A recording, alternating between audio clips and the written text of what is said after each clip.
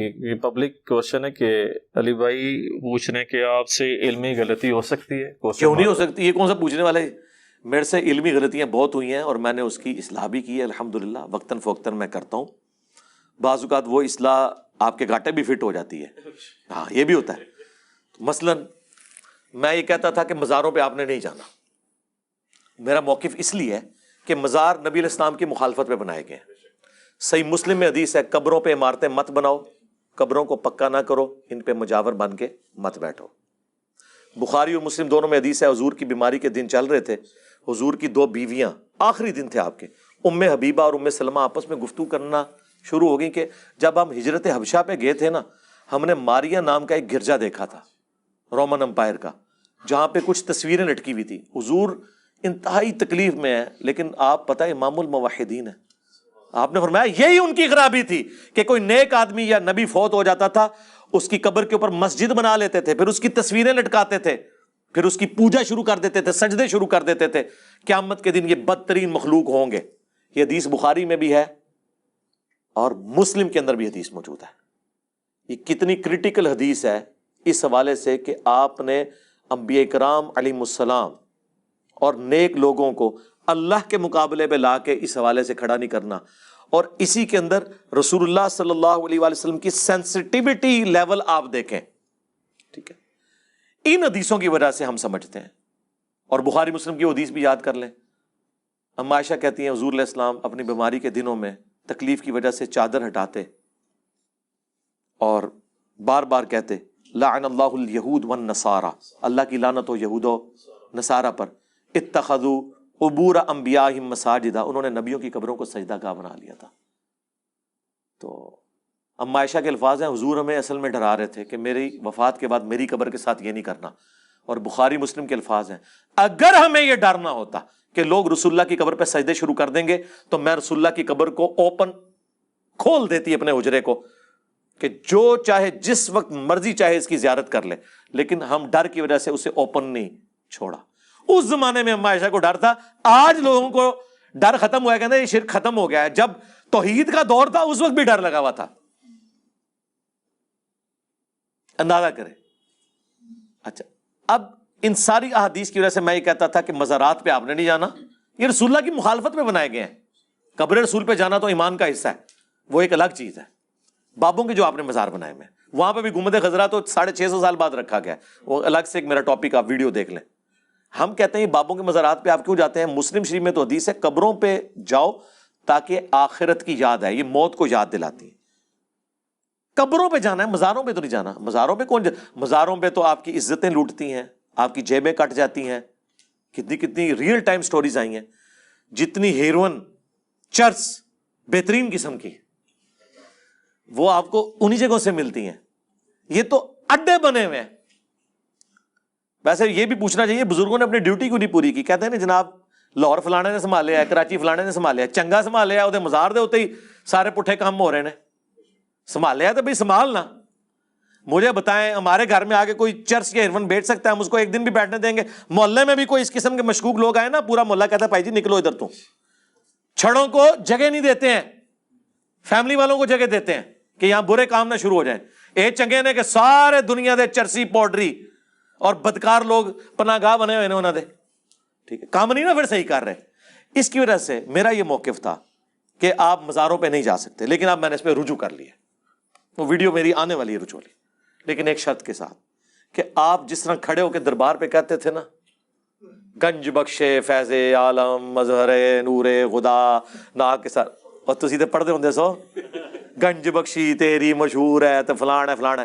ہن ایک کام اور کرو کہ اتنی آواز نالی اتنے بلند آواز نال کہنا یا اللہ جو بابا جی یہاں دفن ہے ان کے قبر میں کیڑے نہ پڑیں، اے اللہ ان پر گنجا سانپ مسلط نہ کیجیو، اے اللہ ان کے چھوٹے گناہ ان کے بڑے گناہ جو چھپ کے انہوں نے کیے جو سب کے سامنے کیے سارے معاف کر دے۔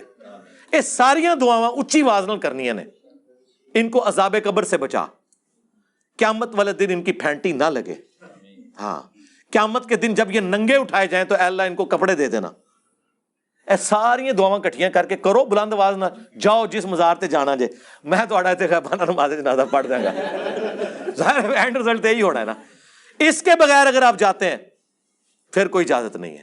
تو میں رجوع کرتا ہوں الحمدللہ. یہ میں نے اس پہ بھی رجوع کیا ہے, اور چیزوں پہ میں رجوع کرتا ہوں الحمدللہ. اور مجھے رجوع کی ایسا اتنی ضرورت اس لیے نہیں پڑتی کہ میں نے خود ہی اعلان برات کیا ہوا ہے اپنے انٹرویو کے اندر, مجلس 100 میں, مجلس 50 میں, میں جو آیت اور حدیث پیش کروں ایگزیکٹ جو اس میں چیزیں موجود ہیں آپ اس کو فالو کریں. ہم بری الزمہ ہو جاتے ہیں یہ بتا کے. اگر آپ سمجھتے ہیں اس میں یہ بات یوں نہیں یوں تھی, آپ اس کو فالو کریں. ہم نے کون سا اپنی تعلیمات یا ملفوظات لانچ کیے ہیں, ہم تو قرآن و سنت بتاتے ہیں, آپ اس کی طرف رجوع لائیں. تو الحمدللہ میں نے داڑھی کے مسئلے میں رجوع کیا. پہلے میرا موقف تھا کہ مٹھی کے بعد داڑھی رکھنا افضل ہے, پھر میرا موقف آیا کہ نہیں, مٹھی کے بعد داڑھی رکھنا افضل نہیں ہے. افضل یہ ہے کہ جو یہ سمجھتا ہے کہ نبی الاسلام کی داڑھی مٹھی سے نہیں بڑھی, میں نہیں بڑھنے دوں گا, اس کے لیے مٹھی افضل ہے, جس نے عبداللہ بن عمر, ابن عباس اور ابو ہریرہ. اور جو کہتا ہے کہ حضور کی تو نیچرل مٹھی تھی, ان کو کاٹنے کی ضرورت نہیں پڑی, میری نیچرل مٹھی سے بڑھ گئی ہے, تو میں حضور کے اس اسپیکٹ کو فالو کروں گا کہ جتنی میری نیچرل ہوگی میں اسے نہیں کاٹوں گا, اس کے لیے وہ افضل ہے. کاٹنے والا بھی افضل ہے کہ میں حضور سے لمبی نہیں ہونے دوں گا. اور دوسرا کہہ رہا ہے کہ نہیں حضور کی تو نیچرل تھی, اب مجھے بھی ضرورت نہیں پڑتی, چاند ایک بال ہی مٹھی سے زیادہ ہے, میں نے تو کبھی نہیں کاٹی, تو ضرورت ہی نہیں پڑی. تو اس طرح کا میں نے رجوع کیا. اور کئی ایک باتوں کے اوپر, مثلا میں نے یہ بھی رجوع کیا, پہلے میں کہتا تھا کہ اہل صفین کی اجتہادی خطا تھی حضرت علی کے خلاف کھڑا ہونا, پھر میں نے اس پہ رجوع کیا. 5A میں اجتہادی خطا لکھا تھا, 5B میں نے رجوع کر لیا کہ یہ اجتہادی خطا نہیں ہے, اور اس میں میں نے اپنا کوئی قول نقل نہیں کیا. امام عینی, ملا علی قاری, ان سب لوگوں کے اقوال نقل کیے ہیں کہ وہ حدیث تو حضرت علی کے بارے میں تھی, کیونکہ امام بخاری نے باب باندھا ہے اس پہ. مسلم میں بھی حدیث ہے کہ اگر حکمران اجتہاد کرے, صحیح اجتہاد کرے تو 2 اجر, غلط کرے تو 1. اگر حضرت علی رضی اللہ تعالیٰ عنہ جنگ جمل, صفین, نہروان غلط لڑتے تو 1 اجر پاتے. الحمدللہ انہوں نے صحیح لڑی, ان کے لیے ڈبل اجر ہے. ٹھیک ہے, مخالف کا تو کوئی ذکر ہی نہیں ہے.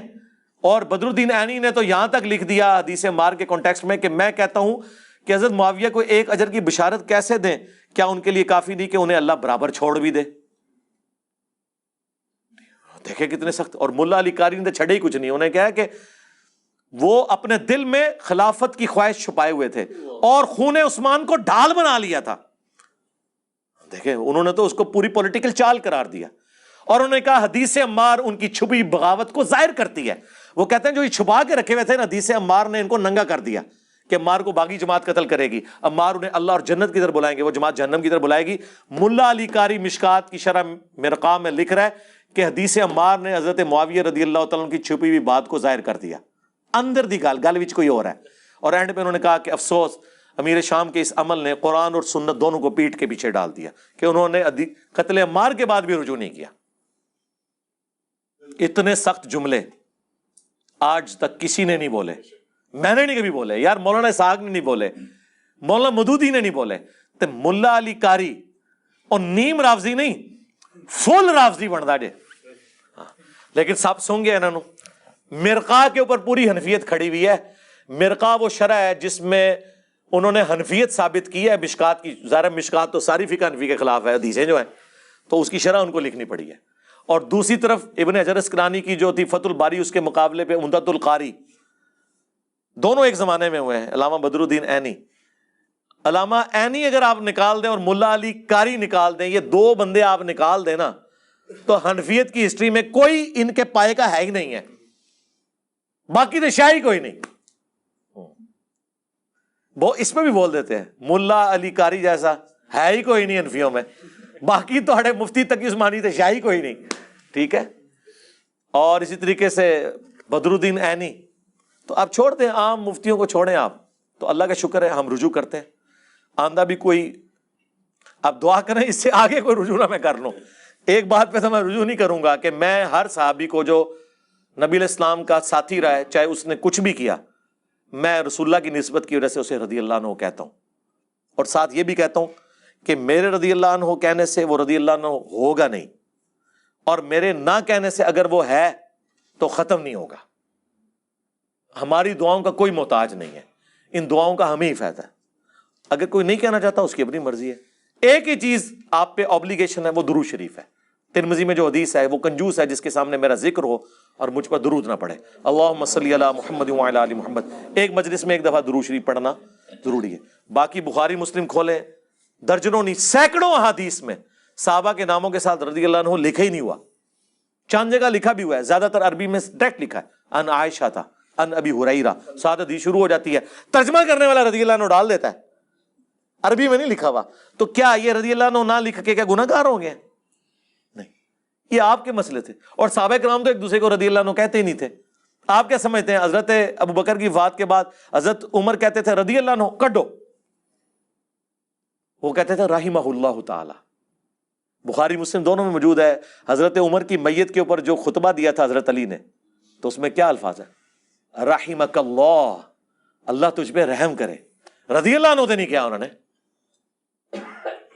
صحابہ کرام آپس میں رحمہ اللہ کہتے تھے, ہم ان کے لیے دعائیہ کلمات کہتے ہیں, اور بس یہ نشانیاں بن گئی. ہم تو علیہ السلام بھی کہتے ہیں. قرآن میں جو ٹرم صحابہ کے لیے آئی ہے والذین معہ آئی ہے. جتنے انبیاء کا ذکر آیا نا, اللہ نے کہا کہ ہم نے نجات دے دی اس وقت کے پیغمبر کو, والذین معہ, جو ان کے ساتھ تھے. ٹھیک ہے.